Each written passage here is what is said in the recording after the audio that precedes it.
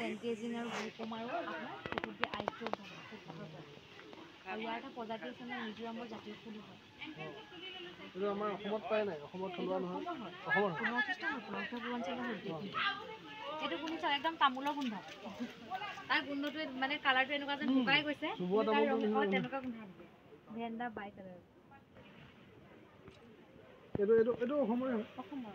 তাৰপৰা এইখিনি আকৌ আমি মাটি কপৌ বা বোৱাৰী কপৌ ৰাজুলি কপৌ বুলি কওঁ। এইখিনি কলি যে পেলাই আছে আপোনাৰ এইখিনি এটা মাছ হৈছিলে ফুলিব। মাটি কপৌ কলিটো এতিয়া পেলাই আছে কিন্তু এতিয়া ফুলটো নুফুলে। খুব ধুনীয়া হয় ফুলিলে মানে চকলেট আৰু বগা ৰঙৰ হয়। খুব ধুনীয়া গোন্ধ।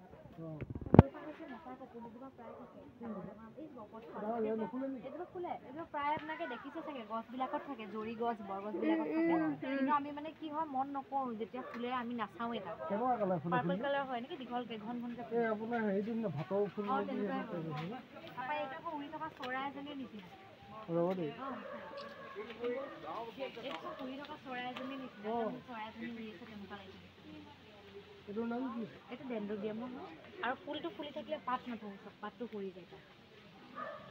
এইটো কি হয়? এইটো অকণমান বেলেগ হয়। এইবিলাকৰ মানে তাৰ ষ্টিকৰ পৰা ফুল ওলাই এই বাল্বটোৰ পৰা আপোনাৰ ফুল ওলাই আৰু পাত ওলাই চব।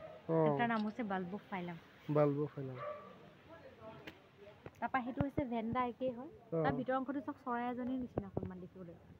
ভালকৈ চালে মানে গম পোৱা যায় আৰু।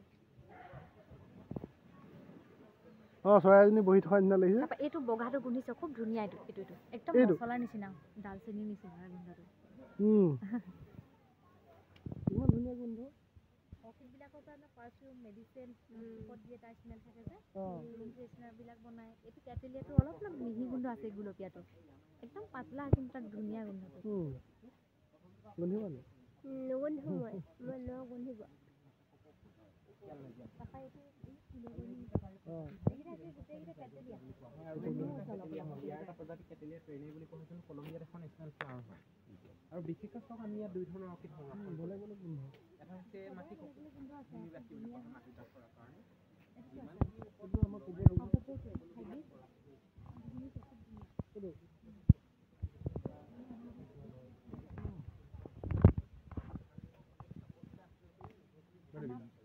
বিপ্লৱ কি আছে? আগলৈ আছে। এইটো আমাৰ কপৌ ফুলৰ হাইব্ৰিড। আমাৰ বাৰু এনেকুৱাই হ'ব খালি হাইব্ৰিডটানো কি আমাৰ কপৌ ফুলৰ 6টা পাহি থাকে আকৌ। আমি গমেই নাপাওঁ।